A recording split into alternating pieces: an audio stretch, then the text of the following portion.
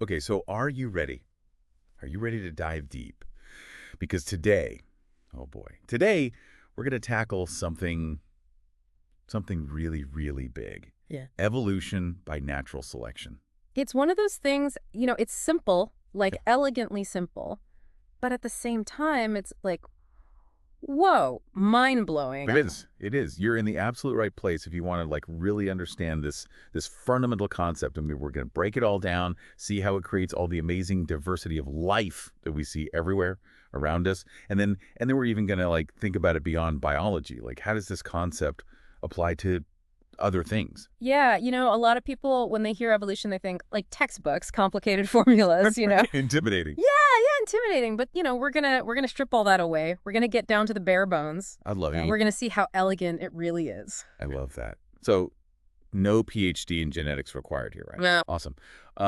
So let's start like right at the beginning. Okay, Yeah. what is evolution by natural selection? Like, how would you define it? Like, what are the core elements? Okay, so at its heart, it's about three key things. You've got variation, inheritance, and then the struggle for survival, Okay. which basically leads to differential reproduction, meaning not everything reproduces at the same rate. Um, so think about it like this. Okay, imagine you have a population of, let's say, butterflies. Okay, butterflies. They're all the same species, right? Yeah. But there's these little subtle variations between all of them. Okay. So some might have like slightly brighter wing patterns, Huh. Others might have a slightly different wing shape. Right. Like even in humans, you think about it, no two individuals are exactly alike. Precisely. And these variations often come from, random genetic mutations, Uh-huh. and they can be passed down from parents to offspring. So, that's the inheritance part of it. Now, here's the thing. Not all those butterflies are going to be equally successful at surviving and reproducing. Right. Some of those variations might give a butterfly a little bit of an advantage. Maybe a brighter wing pattern helps it attract mates, Mhm. or a particular wing shape allows it to fly more efficiently. So those butterflies, the ones with the advantageous traits, they're more likely to survive. They're more likely to reproduce. And they pass on those traits to their offspring. So it's not like a butterfly making a conscious choice to like, change its wing pattern or something. It's it's like the environment's this giant filter, right? Yeah. And those variations that just happen to fit better, they slip through. And Exactly. the others don't so much. Yeah, that's a great way to put it. It's like over many generations, those beneficial traits, they become more and more common in the population. And Mhm. that, my friend, is evolution by natural selection in action. It's so cool. Yeah. It's so cool. And I think this idea of variation being like the raw material for natural selection is just so fascinating to me. It's like nature's constantly experimenting. You know what I mean? Yeah. Throwing out these new combinations, seeing what sticks. It's an endless trial and error process, right? Yes.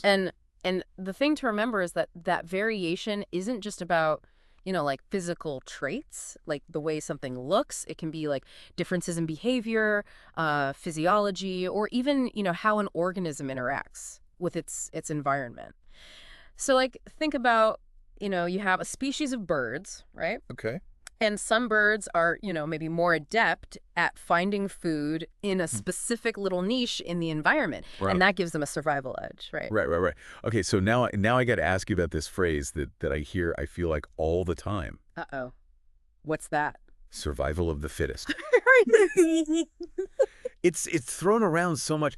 I feel like it can be a little misleading. It definitely is. Like, what does that even mean, fittest? Well, the word fittest, I think it often conjures up these images of like strength and aggression, like the biggest, the strongest, the toughest. Along with like the sharpest teeth or whatever. Yeah. Yeah, exactly. But, when we talk about fitness in evolution, it means something very specific. Okay. It means reproductive success. Okay.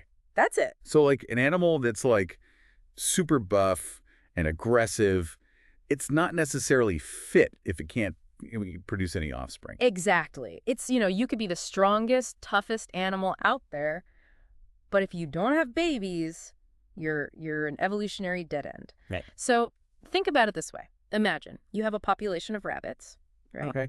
Some of them are really fast, Right. and others are like masters of camouflage. Correct. So let's say a predator comes along, like a fox, that's really, really good at chasing down rabbits. Okay. the slower rabbits, even if they're, strong and, have big muscles or whatever, they might get wiped out by the fox. Makes sense. But the camouflaged rabbits, on the other hand, they might thrive because they can hide from the fox. Right. So it's not about being strong or fast or anything in particular. It's about being well suited to your specific environment and whatever challenges it throws at you. Precisely. You gotta play the hand you're dealt. Yeah. Okay, so this brings me to my next question. Can you give us like a real world, a tangible example of evolution in action? Like something that's happening now that really shows us how this all plays out in nature. Okay, so remember that time you had strep throat? Ugh, yeah. I hate strep throat. Right. Yeah, no one likes strep throat. And the doctor, they prescribed you some antibiotics, right? Right. Yep. So that seemingly simple act, like swallowing a pill, it actually triggers this epic battle.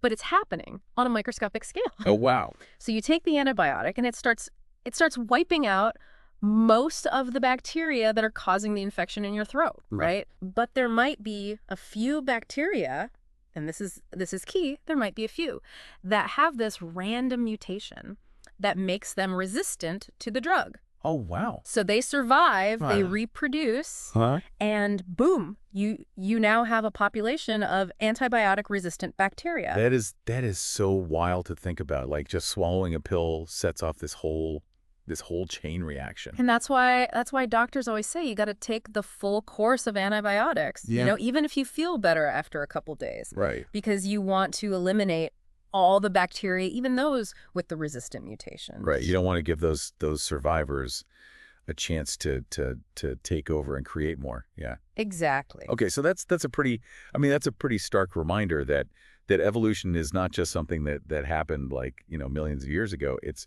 happening right now. It's an ongoing process. In these invisible worlds. Yeah. And it has these huge implications for things like public health. Absolutely, yeah. Okay, so now my mind's going in a million different directions, but I have another question for you. Yeah. Like, do the principles of natural selection, like, do they only apply to biological systems?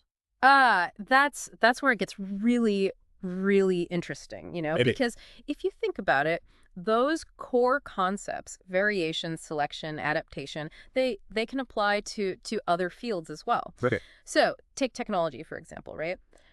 Think about the early days of personal computers. Okay, yeah. There was a ton of variation.